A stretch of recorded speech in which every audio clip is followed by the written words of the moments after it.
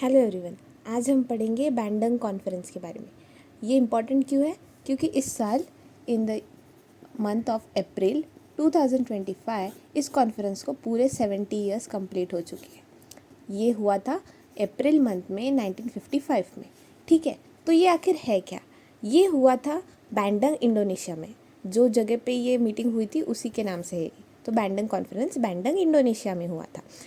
इसका जेनेसिस मतलब इसमें कौन से लोगों ने मिलके ये कॉन्फ्रेंस की थी, ये मूवमेंट किया था। एक्चुअली ये आगे जाके एक मूवमेंट बनता है, नॉन अलाइन मूवमेंट। उसका फाउंडेशन बैंडंग कॉन्फ्रेंस में ही रखा गया था। तो 29 गवर्नमेंट्स कौन से एशियन और अफ्रीकन नेशंस, यूरोप वगैरह इसमें नहीं थे, एशिया और अफ्रीकन नेशंस के 29 गवर्नमेंट्स मिल के आए ताकि डिस्कस कर सके पीस। क्यों? लेकिन क्योंकि कोल्ड वॉर चल रहा था। ठीक है, कोल्ड वॉर चल रहा था यूएस और यूएसएसआर के बीच में। ठीक है, सोवियत यूनियन और यूनाइटेड स्टेट्स के बीच में चल रहा था कोल्ड वॉर।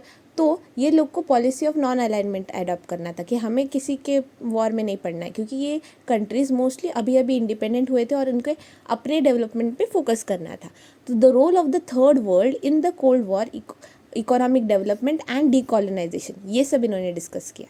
ठीक है, तो role of the third world क्या है? ये बैंडंग कॉन्फ्रेंस के कॉन्टेक्स्ट में थर्ड वर्ल्ड होता क्या है? ये थर्ड वर्ल्ड डिनोट करता है एशियन और अफ्रीकन नेशन, जो कि तभी फिलहाल मतलब हाल ही में इंडिपेंडेंट हुए थे at that point of time. ठीक है, तो उनका रोल कोल्ड वॉर में, फिर उनका इकोनॉमिक डेवलपमेंट और डीकोलोनाइजेशन, इस बारे में ये मतलब इस बारे में इस कॉन्फ्रेंस में डिस्कस किया गया। ठीक है, और इसको स्पॉन्सर कौन किया, को स्पॉन्सर कौन कौन किया पता है?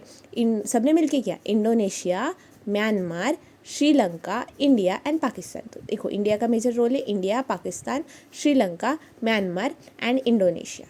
ठीक है, फिर इसके कुछ 10 कोर प्रिंसिपल्स थे, जैसे कि political self determination, mutual respect for sovereignty, non aggression, इनको वॉर में नहीं जाना था बराबर, non interference in internal affairs, एक दूसरे के इंटरनल अफेयर्स में हम दखल नहीं देंगे ऐसा, और इक्वालिटी, ताकि इनको भी इक्वल स्टेटस मिले। ठीक है, क्योंकि ये डेवलपिंग कंट्रीज थी ना, तो ये बना, ये कुछ कोर प्रिंसिपल्स थे। और भी है, टोटल 10 है, लेकिन इतने इंपॉर्टेंट नहीं है, हमें बस मेन प्रिंसिपल याद रखना है। ठीक है, तो प्रिकर्सर क्या था? ये था प्रिकर्सर नॉन अलाइन मूवमेंट का, मतलब यही से इसका जो कॉन्फ्रेंस हुई और इसमें इस कॉन्फ्रेंस का जो फाइनल रेजोल्यूशन बना, इसने फाउंडेशन लेड किया किसका?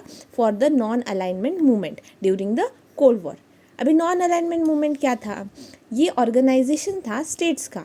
ठीक है, जिन्होंने फॉर्मली ना यूएस को ज्वाइन किया ना यूएसएसआर को। जब वॉर हो रहा था तो वर्ल्ड दो हिस्सों में बढ़ गया, एक यूनाइटेड स्टेट्स के साइड, एक सोवियत यूनियन के साइड। तो सोवियत यूनियन जो आज के दिन में फिर बाद में टूट के अभी मेजर हिस्सा कौन सा है? रशिया। तो यूनाइटेड स्टेट्स और यूएसएसआर, तो ये कंट्रीज़ ना इधर गए ना उधर गए, बोले हम बीच में, हम हमारे काम से काम रखेंगे, ऐसा हम इंडिपेंडेंट ही रहना पसंद करेंगे। तो बैकग्राउंड था कोल्ड वॉर। ठीक है, और ये बना कब? फिर 1961। देखो 1955 में कॉन्फ्रेंस हुई, इसका फिर इन्होंने रेजोल्यूशन वगैरह पास किया, और मतलब हकीकत में ये कब बना? डायरेक्ट 1961 में। तो ये याद रखना, नॉन अलाइनमेंट मूवमेंट का ईयर 1961 था। ठीक है, तो फर्स्ट कॉन्फ्रेंस कब हुई थी? बेलग्रेड कॉन्फ्रेंस हुई थी इन द ईयर 1961। ठीक है, तो बी से याद रखना, बैंडंग कॉन्फ्रेंस हुई थी, फिर नॉन अलाइनमेंट मूवमेंट था, और फिर उसके बाद बेलग्रेड कॉन्फ्रेंस हुई। इसके कोर प्रिंसिपल्स क्या थे? फिर अभी इसका बेसिस पे ये बना है, तो इसके जो 10 कोर प्रिंसिपल्स थे ना, उसी को इन्होंने नॉन अलाइनमेंट मूवमेंट के कोर प्रिंसिपल्स बन गए। कितने लोगों ने साइन किया? अभी बहुत लोगों ने साइन किया, क्योंकि क्या है कि किसी को वॉर में नहीं पड़ना था, और पावर मतलब इन लोग के चक्कर में यूएस के डोमिनेंस में और यूएसएसआर के डोमिनेंस में सब लोग प्रेशर में आ गए थे। लेकिन अभी ऐसा कुछ मूवमेंट हो रहा है तो सब लोग ने ज्वाइन किया, तो मोस्टली 121 मेंबर्स थे। ठीक है, कितने मेंबर्स? 121 मेंबर्स, इंक्लूडिंग आसियान यानी कि इंडिया। इट डजेंट हैव तो इसका कुछ फॉर्मल फाउंडिंग चार्टर नहीं है, कोई ट्रीटी नहीं है, ना कि कोई परमानेंट सेक्रेटेरिएट भी नहीं है।